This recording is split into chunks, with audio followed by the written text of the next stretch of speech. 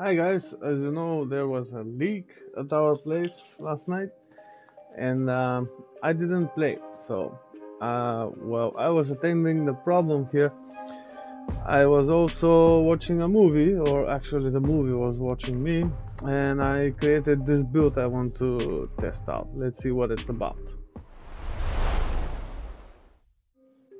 So we have here another Necromancer, of course. I hope it's going to be hardcore viable. I will test it probably as my third character for the season. It's a Bone Spirit Necromancer. Uh, where do we start? Skills. Okay. Um, okay, skill 3. We have here Hemorrhage with enhanced and initiate hemorrhage, very underrated skill.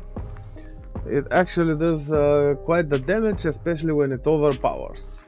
So, we move on here with more essence and Hue with Flesh, 1 to Corpse Explosion, and 1 to Grim Harvest, and 3 to Fueled by Death. Bone Prison here with Enhanced Bone Prison and Ghastly Bone Prison. Death's Embrace for damage reduction and damage to close enemies, as we're going to use Bone Spirit with close enemies.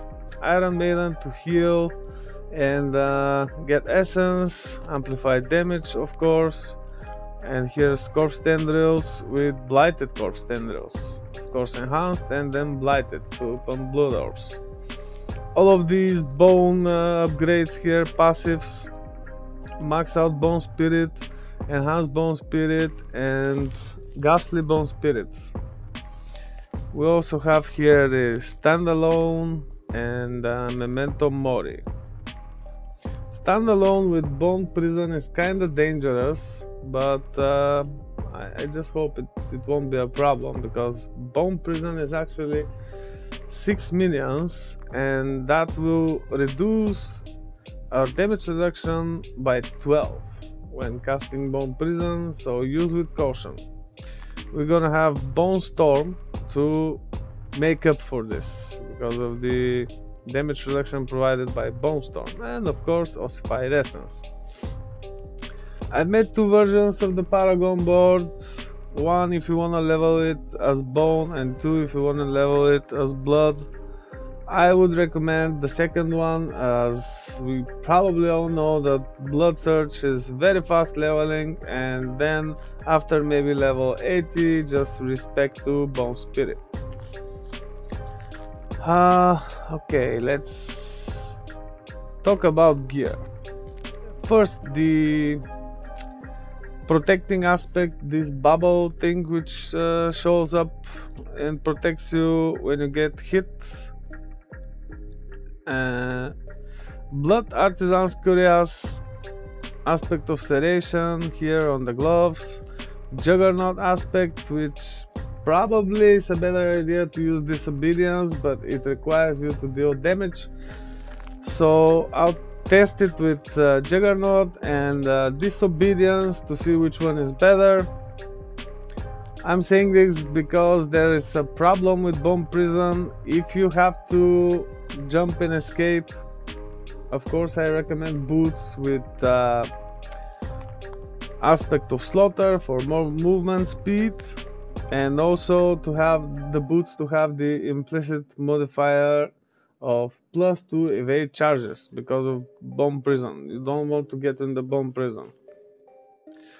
Aspect of Swell and Curse on the weapon, and aspect of Embalmer on the amulet, so we constantly pump Blood Orbs and get free Bone Spirit from this chest piece here, and to also fortify ourselves and to heal ourselves. Ring of Sacrilegious Scorn, no comment, it's totally necessary. And here we have Shatter Spirit aspects to get essence back, and on a focus, because it's an offensive aspect, the Grasping Veins. They pretty much cannot be changed that much. I put Serration here because getting the best in slot gloves is easier than getting the best on slot anything else. And I think this season it's actually it's no longer a drop only aspect, so feel free to switch. Okay, about the sacrifices, here skirmishers sacrificed to get critical strike chance, cold sacrificed, or actually it might be better to sacrifice shadow for more essence so we can get more damage with bone spirit. And here we have sacrificed the iron golem. About item affixes, helm, total armor, maximum life, must have, maximum essence a plus, and cooldown reduction kinda must have because bone spirit. Chest armor not to be discussed, try to get the best row as possible. Gloves, maybe critical strike damage with bone skills, critical strike chance. I don't know about the rest of things, probably maybe restore resource on lucky hit or just lucky hit. Probably intelligence to increase damage and also resistances. Pants, total armor, damage reduction from close, and maximum life, no question about it, especially if you're dealing with like hard content. Otherwise feel free to use temerity, for example, if you have it. Boots, movement speed, ranks of bone spirit, dodge chance, and probably some resistance or dodge chance against distant enemies. Again, boots implicit modifier plus to evade charges because of bomb prison. Amulet, movement speed, again a must, Necromancer is insanely slow. Cooldown reduction a must, total armor a must, ranks to evasion or compound fracture, that would be good. Total armor I think is better here, so if you have it on the helm, on the pants, and on the amulet, you might actually have good enough armor, which is around 9k for level 100 enemies and around 13.5k for tier 100 nightmares, which is enemies level 154. Ring, sacrilegious scorn here, and second ring, maximum essence, maximum life, critical strike chance, and critical strike damage. Weapon, critical strike damage with bone skills, critical strike damage, all stats, and intelligence. Vulnerable could also work. Of course, socket with either with ruby or emerald. Yeah, that's the thing. I'm still figuring it out, and I didn't play test it, just an idea because of those new aspects. Okay, offhand, focus, critical strike chance against injured, or we can get here, let's say, damage reduction while fortified, could also work. All stats, intelligence will increase the damage, will help with the paragon additional bonuses, and will also increase the resistances because of the intelligence, right? Paragon board, it's not that hard. I had to sacrifice a lot here in order to make this. So base board, probably initially while leveling you should also get these. It's kind of a good idea to have them, especially here we are using blood drinker to fortify when using blood orbs and to get the bonuses on these nodes here. Then we move to this is the blood begets blood, and probably while leveling your glyph here, imbiber, or maybe what was the overpower one? Dominate, yeah. Dominate could also work, but since it's only for overpower, it might not happen that often. So I picked imbiber, and we're probably gonna be healthy most of the time because of the constantly spawned blood orbs, right? That's the idea. And I had to sacrifice the damage here and this damage after picking blood orbs, but you can also get it on the helmet. I think that anyway, this is the best helmet. Cooldown, essence for more damage, and cooldown for being able to cast Bone Spirit again and again. Total armor and maximum life. Anyway, let's get back to this, and probably then move to Scent of Death. Must have a board for pretty much any Necromancer build. Can't go without it. And here we have pretty much anything that is useful or a rare note. And here we have the Corporeal,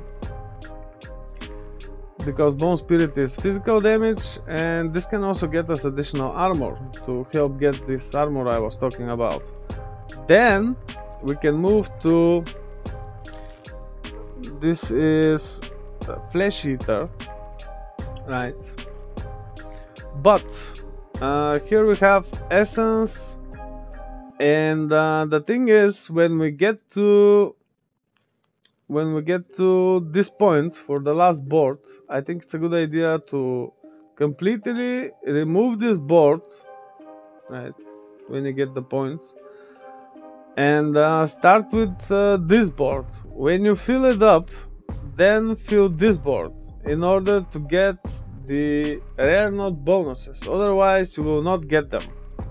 I mean, it's a better idea to sacrifice 16 damage to elites and some 25 damage to injured here and some 3 resistance, compared to all the bonuses we can get here, which are like critical strike with bone, critical strike chance, critical strike damage. There it is, damage, and here we have essence on kill, maximum essence, and maximum essence, and especially these 3 resistances. When you sacrifice it here, you can get it here, so no worries. But the other important thing is this bone skill damage, more bone skill damage. Unfortunately, there were no points to get these additional armor and life and all that, and I have no idea what else to sacrifice here.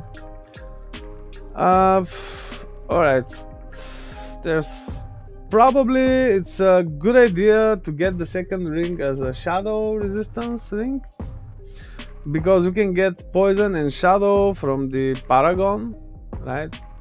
And there's a poison resistance here, so if needed we can get this by maybe sacrificing some damage of some sort. And I guess that's it. I forgot to talk actually about the seasonal powers. Here's the thing, we can use Rush of Adrenaline here, Flush of Adrenaline sorry, okay. And we're dealing with higher content, use Protect for Barrier. With easier content, maybe if you have Temerity, and if you have like 9k armor or something, we can use the one which heals. Reconstruct, I think it was, yeah, that's the thing. So that's the build, guys.